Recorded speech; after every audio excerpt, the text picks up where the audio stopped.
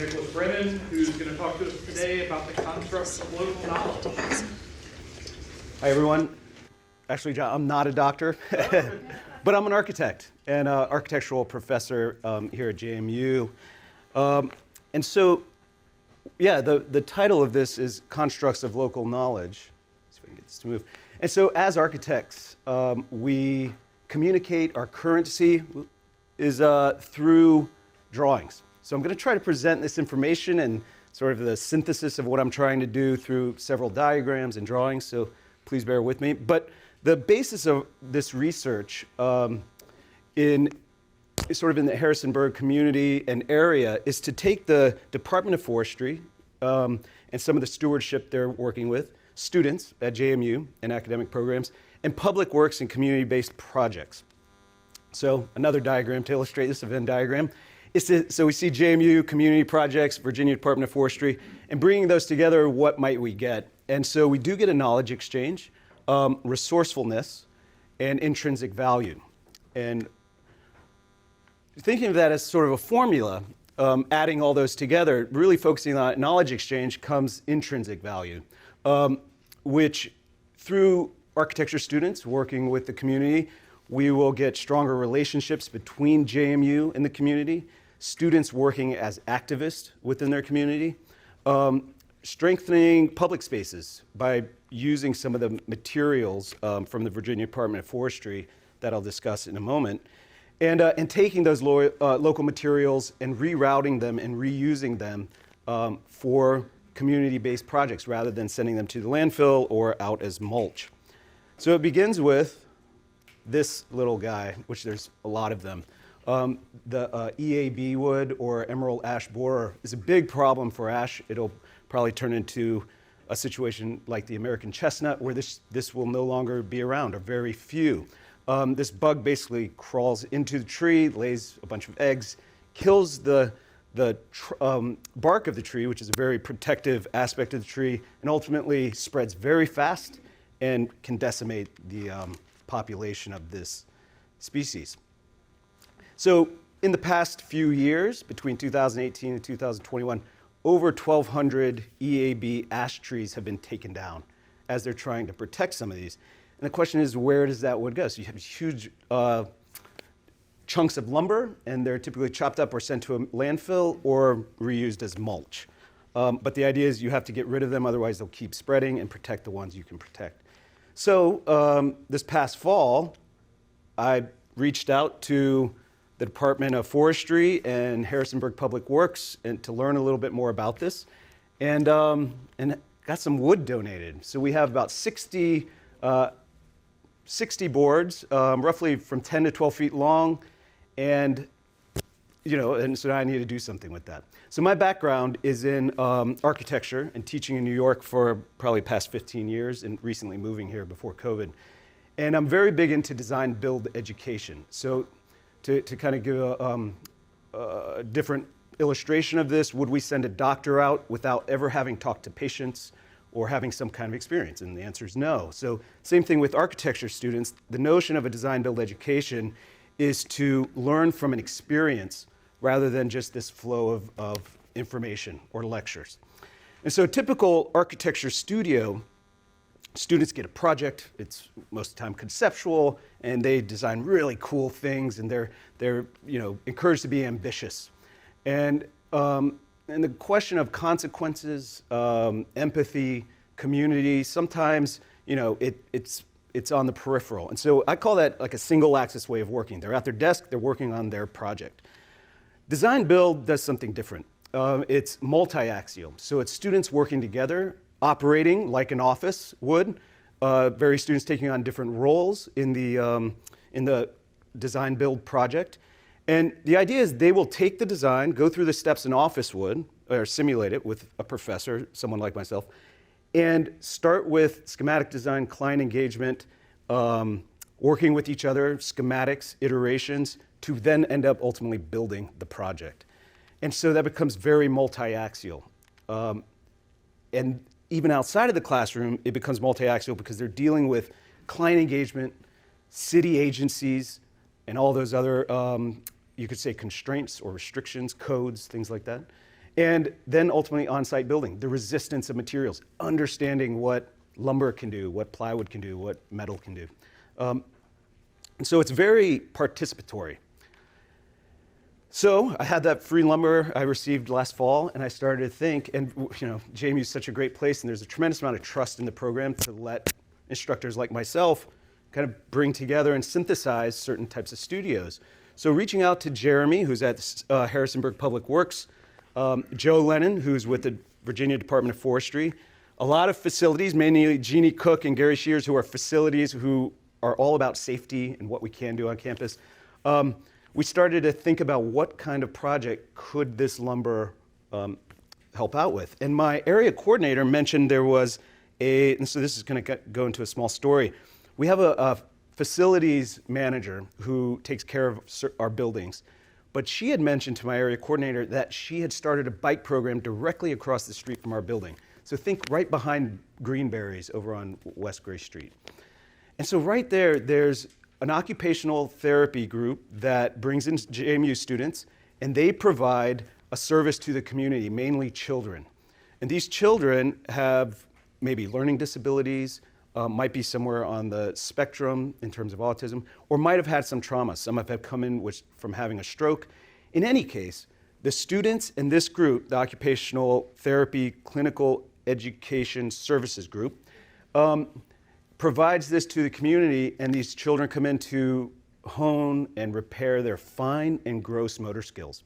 And so back to Wendy, who takes care of our spaces. She volunteers, and she's a mechanic. At the same time, she works for JMU. And she started a program finding bicycles and taking donated bicycles to get these young students and clients and patients to start to repair these bicycles, which works on their fine motor skills, but then to learn how to ride these bicycles right there in the parking lot. And she was basically telling my area coordinator that they kind of do this out in the middle of the parking lot with no shelter, and the bikes are kind of exposed to the elements. My area coordinator mentioned this to me, and I said, that's perfect. That's perfect for this material that we just rescued.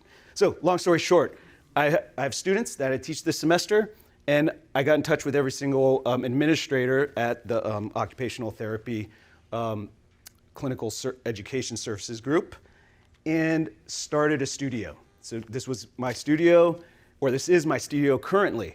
We have met with the administrators and listened to their needs and aspirations, and the students began to start running like an office. We started to take on different roles, from photography and archiving to keeping a schedule for everyone, basically running like an office. And we started to hear their needs, which was bicycle storage, tools, things such as surfaces, seating for various types of children who might be in wheelchairs or have certain imbalance or any kind of difficulty, and how do we design this place for them to repair bicycles, but yet can also keep those bicycles protected. And so we listened to all of this and began to think about, oops, a little too soon, began to think about what the design would be. They also mentioned, hey, can you build a sensory ramp for us since you guys are design build students? And we said yes, and they sent us some specs. And the students, right, we looked at it, and it's $500. And we started to really realize that occupational therapy equipment across the board is just more expensive than normal toys because it's specialized, and it seemed a little bit backwards to us. In any case, we took this design, the students built it within a day. They went down to the shop, we had some leftover plywood, and they built it. And being design students, we started to question, how can we make this better? The scooters, these little kind of boards with wheels, have to go somewhere. Who lifts this? How is this interesting for the young person kind of moving on it? And the students, the attitude that I try to, the ethos within the studio is to think, how can we take something ordinary, think about its capacity, and elevate it to something extraordinary?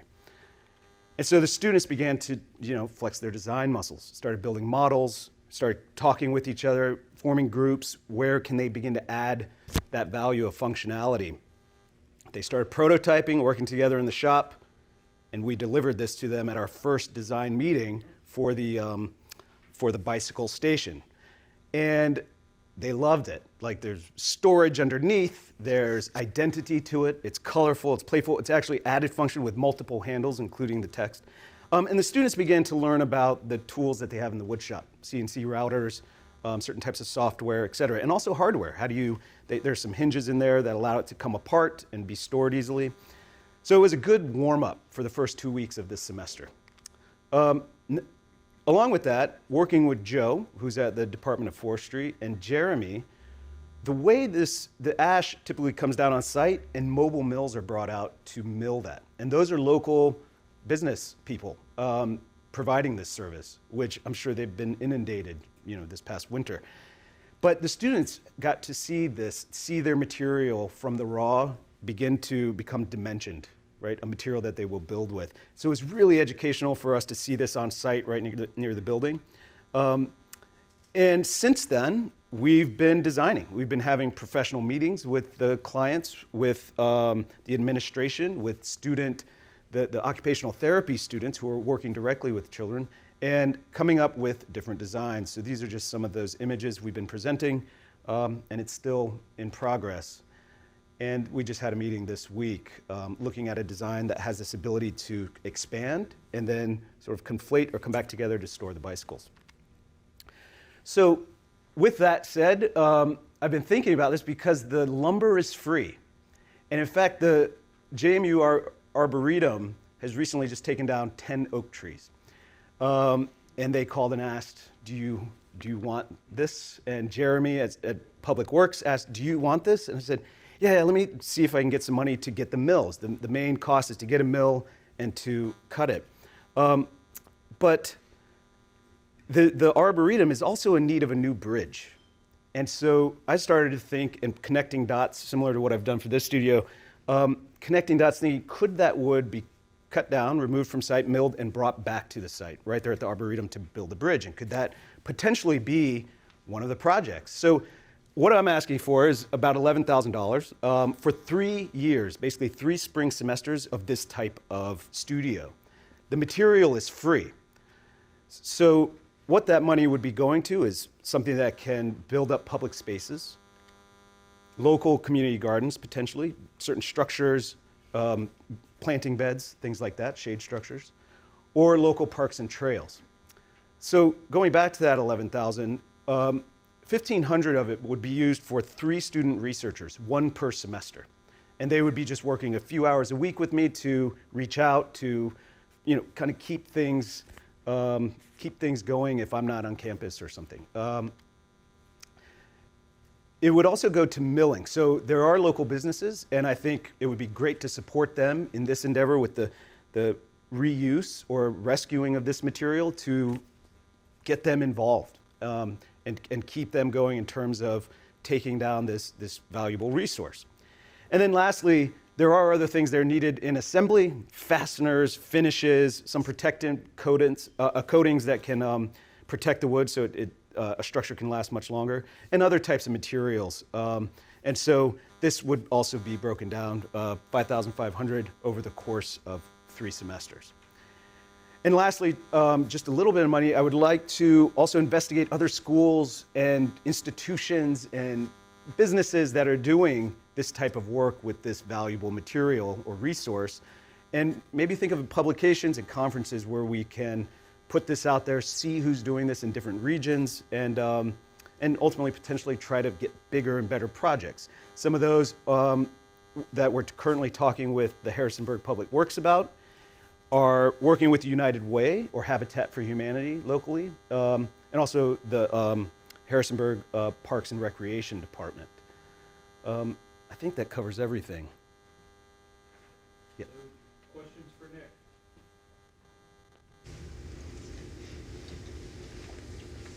Kevin? Yes, thank you for the presentation. So, of the 3 projects, I assume the students will be involved in the design of the structures, and how does that weave its way into the curriculum that you teach? Yeah, well, the students would be involved. They might not have so much say at the beginning of a semester what the project might be, but I would like the researchers to be involved with identifying what those projects could be.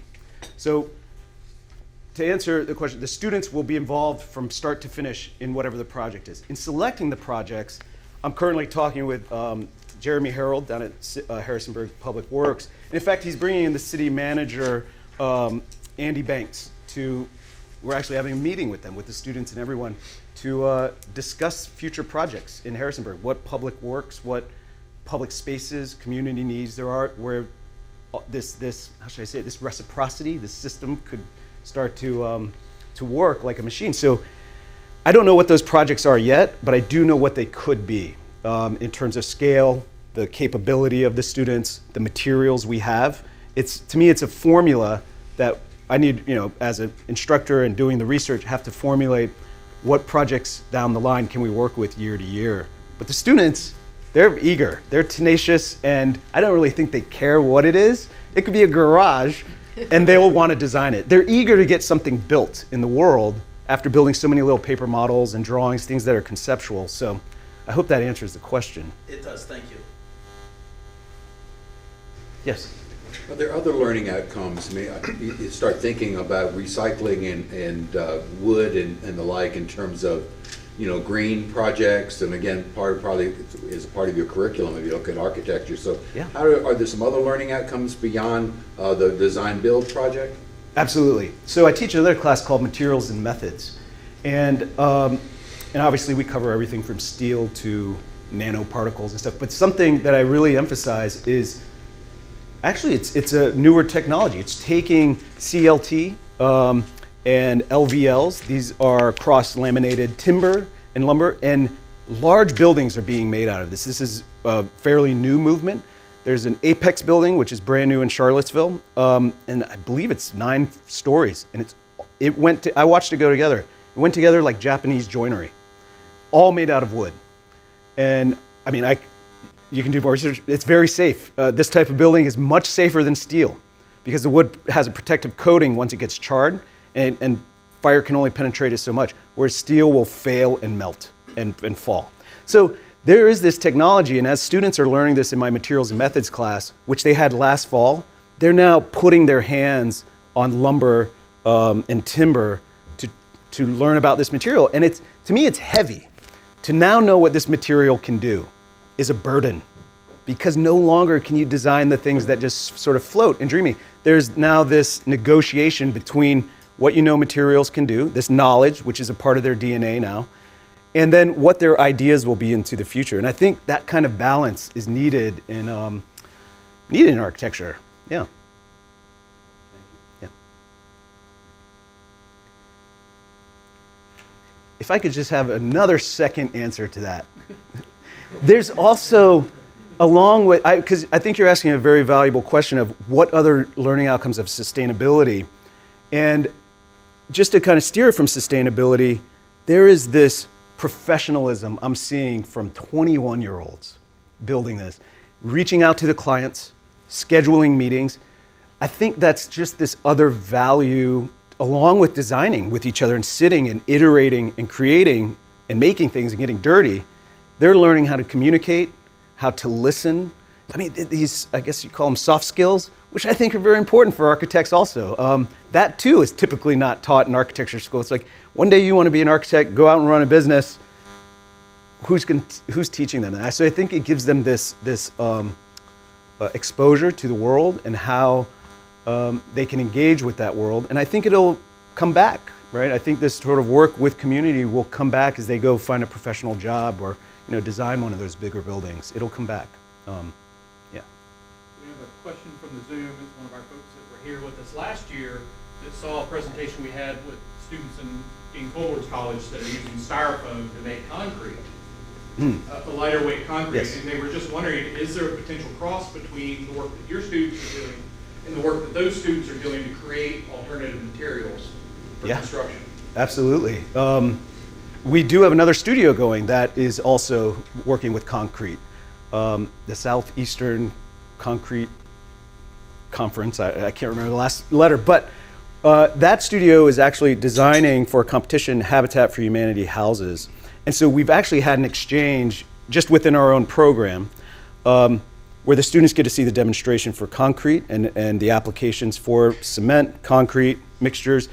and those students seeing what we're doing working with lumber. Now, for other students in other programs in the university, absolutely. I mean, I know there's a ton of work going on, and so we would be open to that, because that other, let's take this one, the materials and supplies is funding for the other. It's funding for, do we want to work with fabrics, the woven arts, the fiber arts? Do we want to work with masonry or synthesis of certain materials? And so that particular part, I know it's so short, materials and supplies, would be open to those types of investigations.